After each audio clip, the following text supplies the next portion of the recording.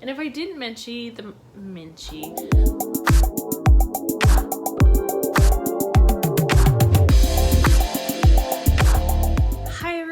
welcome back to Brews and Books. I'm your host Camille, and today I have my TBR for the Pop Culture Readathon. I am like so excited about this readathon, you don't even know. I'm like counting down the days until July 1st hits. So if you did not know, this is a readathon that is catered to the late 90s, early 2000s, and there's different bingo prompts and movie prompts, and I'm like so excited. And I decided to pick the thrill ride, so it's more of the darker side of things. That's what just resonated a little bit more with me, and so I'm like super excited to just kind of dive into what I have. I am currently drinking moonshine because it's Friday, so why not? It's been kind of a slow week for me in terms of work, but very productive, which is really nice. So I just thought I'd treat myself with some good moonshine. So it had a little bit more than I'd like, but it's very good. I always keep it chilled because it's better chilled. This one definitely has a very floral taste to it, and it almost tastes like the aftertaste is very much similar to gin. So it's just with the juniper berries that gin typically has. It definitely tastes very floral, like kind of piney and floral, and that is exactly what this moonshine is. It's very piney, very floral. I like it, I'm enjoying it, but it's definitely one of those things that has a very big kick to it, but it's very subtle. So cheers, y'all. That's intense. All right, so I'm gonna get into my TBR. I'm gonna basically read what my bingo card has, and then I'm going to let you guys know what books I have, just in case you're looking for recommendations for each of the prompts, then you have some. And so let's get right into it. So the first prompt that I have is a book with a power-hungry character. And so for this one, I don't have a book quite yet. I'm still kind of doing some research and trying to figure out what I'm going to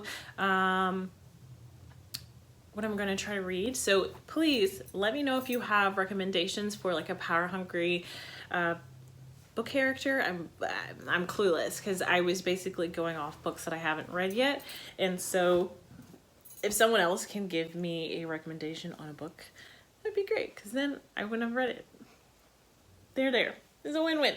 Okay, so the second prompt that is in my bingo board is a book set on an island / an island coast or a body of water. And so for this one, I picked Snotgirl Volume 3. If I can find it.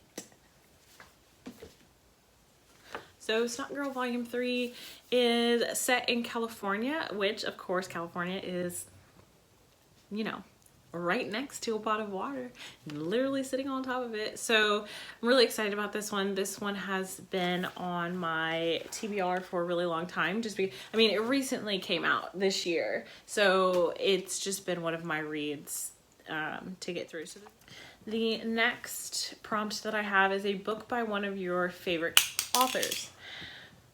I do not have a favorite author just yet. I think I haven't taken the opportunity to read more than one piece of works from an author that I've really enjoyed. I cannot decide who my favorite author is. So Blake Crouch will probably win that. We shall see. The next prompt that I have is a dark academia book, and so for that I picked Catherine House. Catherine House is by Elisabeth Thomas. I'm really excited about this one. It's a beautiful cover. It's gonna be good. The next prompt that I have is a 2019 release, and for this one I chose The Luminous Dead. And The Luminous Dead is by Caitlin Starling. So the next prompt is read a mystery or thriller, and for this I chose The Murder of Molly Southborne. So it's a quick read, but it should be good. So the next prompt that I have is choose one trope, and so I chose Do You Dream of Terra-Two? and that is by Temi O. The Murders of Molly Southborne is by Tade Thompson. So, Do You Dream of Terra-Two by Temi O. So this book is set in space, and we'll read the synopsis. A century ago, an astronomer discovered an Earth-like planet orbiting a nearby star. She predicted that one day humans would travel there to build a utopia. Today, 10 astronauts are leaving everything behind to do so. 4 of these astronauts are veterans of the 20th century's first space race, and 6 are teenagers who've trained for this mission for most of their lives. It will take the team 23 years to reach Terra-Two, 23 years locked in close quarters, 23 years with no one to rely on but each other, 23 years with no rescue possible should something go wrong. And something always goes wrong. So, space. Something always goes wrong in space. I mean, that is the most common trope when it comes to space things. Something has to fall apart. So I'm really looking forward to seeing what falls apart in that book, and what I don't know what to expect, but I'm really excited. The next prompt I have is a book with one of the 4 elements, and so for this one I chose We Inherit the Fires They Left. I do believe that's what it's called. We Inherit What the Fires Left.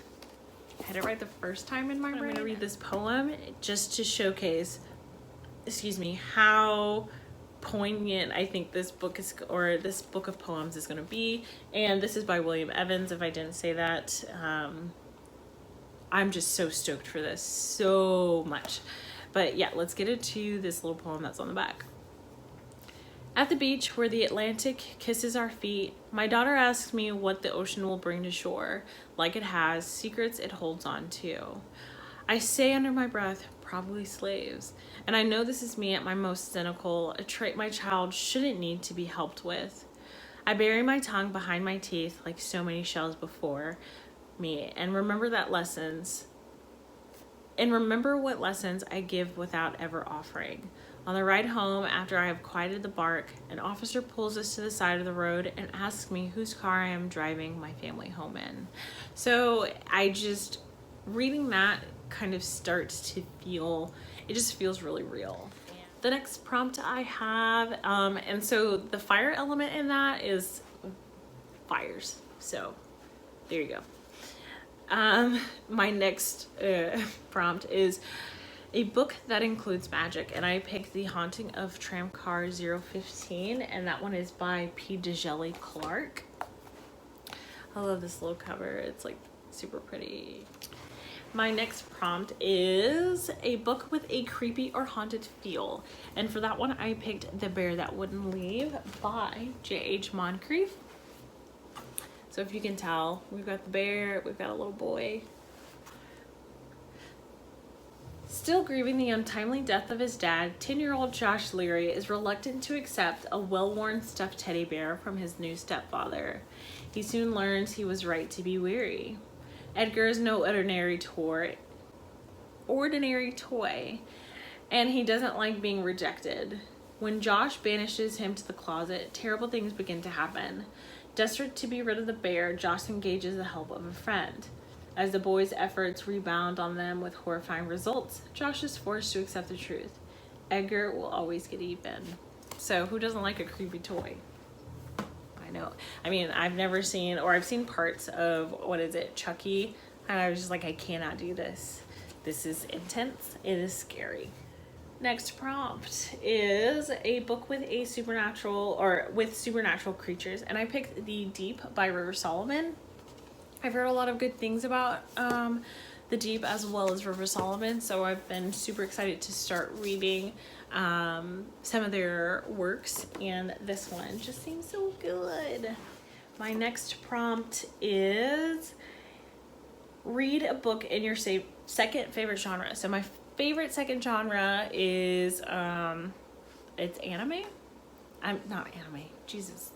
It's manga and comic books, and I guess I shouldn't put those together, but I do sometimes. So we're just putting them in the same thing.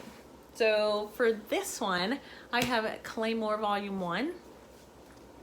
And Claymore is one of my favorite animes. I've watched it a million times, it feels like. And yeah, it's just super fun.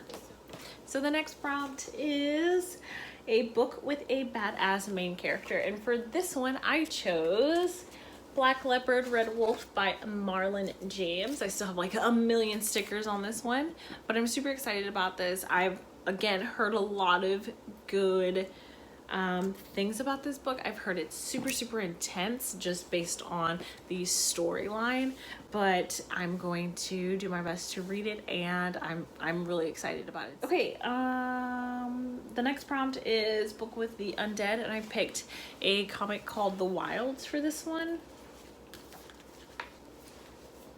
It's so pretty. Look at that cover. It's really pretty. This one is a I've had it on my shelf for a while, but it is, after a cataclysmic plague sweeps across America, survivors come together to form city-state-like communities for safety. The Compound is one of these communities, a mix of post-apocalyptic postal service and black market salvaging operation. Daisy Walker is a runner for the Compound. It is a runner's job to ferry items and people between settlements and on occasion scavenge through the ruins of the old world. Daisy is the best there is at what she does. But out beyond the settlement walls are innumerable dangers, feral animals, crumbling structures, and abominations, those that were touched by the plague and become something other. After a decade of surviving, Daisy isn't fazed by any of it until her lover, another runner named Heather, goes missing on a job. Desperate to find her, Daisy begins to see that there may be little differences between the world inside the walls and the horrors beyond. So I'm super excited about this one. I think it's gonna be really fun and really pretty. The next prompt I have is a book with a black or white cover, and I picked Lakewood by... So Lakewood is by Megan Giddings. It's a black and white, but it also has red on it, so this counted. When Lena Johnson's beloved grandmother dies and the full extent of the family debt is revealed, the black millennial drops out of college to support her family and takes a job in the mysterious and remote town of Lakewood, Michigan. On paper, her new job is too good to be true. All Lena has to do is participate in a secret research program full of seemingly world-changing discoveries: an eye drop that makes brown eyes blue, a medication that could be a cure for dementia, golden pills promised to make all bad thoughts go away. But the consequences for the subjects involved could be devastating. As the truths of the program reveal themselves, Lena learns how much she's willing to sacrifice for the sake of her family. Here we are. That one's good. And then my last prompt is a book that involves a curse. I do not have a book for that, so I'm going to have to figure that one out. So if you have recommendations for a book that involves a curse, please put it in that description box. So those are all the books that I will be reading for the Pop Culture Readathon. I'm super stoked about this. It just brings back a lot of memories, and I'm hoping that I'll be able to catch up on a lot of the movies that are referenced in all of the little bingo cards, and really just dive in and connect with you all about like the movies and then what books you're reading. So please, if you have any questions or comments, or are you joining the readathon, please leave it all down below, and I will see you guys in the next one. If you like this video, please go ahead and like that button. Just hit it, just boop. And then if you like to see content like this, go ahead and subscribe. But till next time, cheers to beer and cheers to books. Bye y'all.